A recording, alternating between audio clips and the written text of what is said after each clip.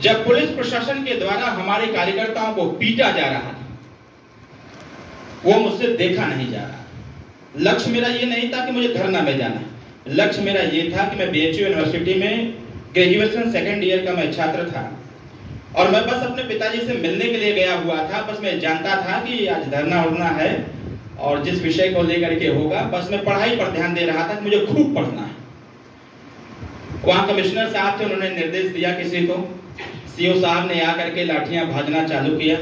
तब तक मेरा ध्यान गया कि मेरे पिताजी को, माननीय नेताजी को कम से कम 10 से 15 पुलिस वाले मतलब लाठियां भांज रहे थे और पिताजी मेरे हाथ से उसको रोकने का प्रयास कर रहे थे।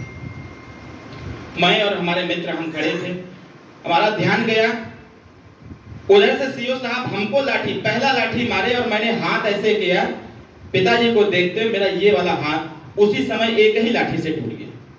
मुझे इसका भान नहीं हुआ कि मेरा हाथ टूटा। मेरे मन में बस एक बात आई कि मैं कैसा पुत्र हूं अपने पिता का कि पुलिस प्रशासन की लाठियां पड़ रही हैं और मैं बस देख रहा हूं उसको। यही भाव मेरे मन में आया और मैं दौड़ते हुए CO साहब को ढकेलते हुए दौड़ते हुए गया और सीधे अपने पिताजी को लेकर के मैं जमीन पर गिर गया। जितनी लाठियां पड़ी मेरे ऊपर पड़ी, हमारा छोटा भाई और उसमें छोटे भाई का भी हाथ टूटा, मेरा भी एक पैर एक हाथ टूटा। उसमें 19 दिन जेल रहे, जेल से छूटे वगैरह वगैरह सब चीजें खत्म। लेकिन ये पढ़ाई लिखाई करके हर पिता सोचता है अपने बेटे को कि जब खूब पढ़ेगा, अच्छी जगह कोचिंग करेगा, खूब मेहनत करेगा तो कुछ ना कुछ जरूर बन जाएगा। लेकिन मैं पहला ऐसा व्यक्ति हूं अपने परिवार में कि हमारे दादाजी कहते रहे कि कुछ पढ़ लिख लो, नहीं तो अपने पिता की जगह तुम भी पगला जाओगे।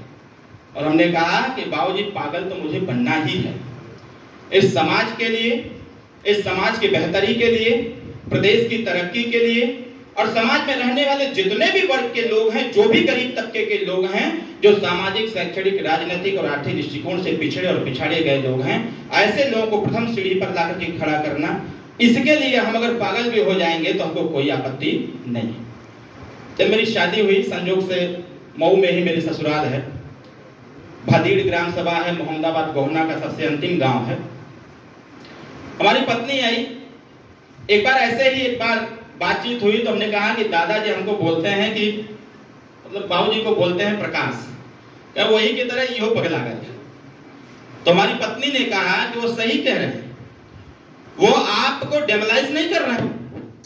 तो हमारी पत्नी ने हमसे कहा कि जो दादाजी कह रहे हैं वो संकल्प दे रहे हैं। हमने कहा कैसे, कोई हमको पागल कह देगा तो हम कैसे मानें। उन्होंने कहा वो भी हिंदी से PhD है और वो भी डबल PhD, डबल M.Ed है, ट्रिपल B.Ed है, ट्रिपल M.A है, BTC B.Ed पता नहीं कितना कितना उन्होंने सब कर रखा है। उनकी भी इच्छा नौकरी की रही, लेकिन मैं नौकरी उनसे नहीं कराना चाहता। उन्होंने हमको बताया कि पागल मतलब होता क्या है। हमने बताया, हमने पूछा कि बताओ क्या होता है। उन्होंने कहा कि पागल को अगर हम अलग अलग बांट देते हैं तो उसके पहले शब्द को अगर उठाते हैं तो प मतलब होता है प्रगतिशील और ग मतलब होता है गतिशील और ल मतलब होता है लक्ष्यशील। ये बात हमको 18 जुलाई 2023 को NDA की बैठक में ये बात हमको समझ में आई। जब NDA की बैठक में माननीय प्रधानमंत्री जी और माननीय गृह मंत्री जी जब 39 पार्टियों से अपना अपना सुझाव ले रहे थे, तो उस दरमियान जब सुझाव ले रहे थे तो ये जो अब की बार 400 पार का नारा है, ये कहीं न कहीं मैं इस बात को कह सकता हूं कि अब की बार 400 पार का जो नारा है वो 18 जुलाई 2023 को ही आया हुआ। माननीय प्रधानमंत्री जी चिंतित थे कि पूर्वांचल की 28 सीट हम कैसे जीतेंगे। पूरे 39 पार्टियों में इकलौता मैं था जो अपने पार्टी की तरफ से गए थे। हम तो राष्ट्रीय अध्यक्ष को बुलाया गया था और मुझे बाहर खड़ा कर दिया गया था, माननीय प्रभारी जी। फिर जब माननीय गृह मंत्री जी पहुंचे तो वो खोजने लगे कि अरविंद कहाँ है। फिर हमारे नंबर पर फोन किए, कहाँ खड़े हो, आए नहीं तो मैं तुमको बोला था आने के लिए। हमने कहा सर मुझे गेट पर ही रोक दिया गया है, मैं बाहर बैठा हुआ हूँ वेटिंग हॉल में, मीटिंग खत्म हो जाएगी फिर सर मैं आपका आशीर्वाद लेने आऊंगा। उन्होंने वायरलेस करवाया, किसी से फोन कराया, शिवनाथ जी से फोन कराया, जो शिवनाथ जी उनके PS हैं। शिवराज जी फोन किए मेरे नंबर पर, कहें आप आओ, आपको एचएम साहब बुला रहे हैं। मैं गया। 28 सीटों के संबंध में माननीय प्रधानमंत्री जी का संबोधन हो रहा था।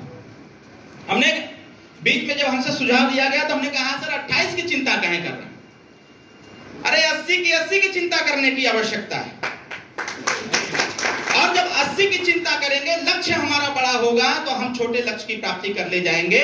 और लक्ष्य जब हमारा बड़ा रहेगा तो हर हालत में, जब कार्यकर्ताओं के दम पर इस पार्टी को दुनिया की सबसे बड़ी पार्टी बनाने का सौभाग्य प्राप्त हुआ है, तो ये 80 का जो 80 लक्ष्य है, इसको भी हम प्राप्त कर सकते हैं, बस संकल्पित भाव से आगे बढ़ना चाहिए। ये जो अब की बार 400 पार का नारा आया हुआ है, जानते हैं ये कहां से कहा गया? जब मेरा शोध चल रहा था तो मैं पिछले भी मीटिंग में बताया और आपको भी बता दे रहा हूं, पहला शोध मेरा जो रहा है वो भारतीय जनता पार्टी पर ही रहा है। इसके पीछे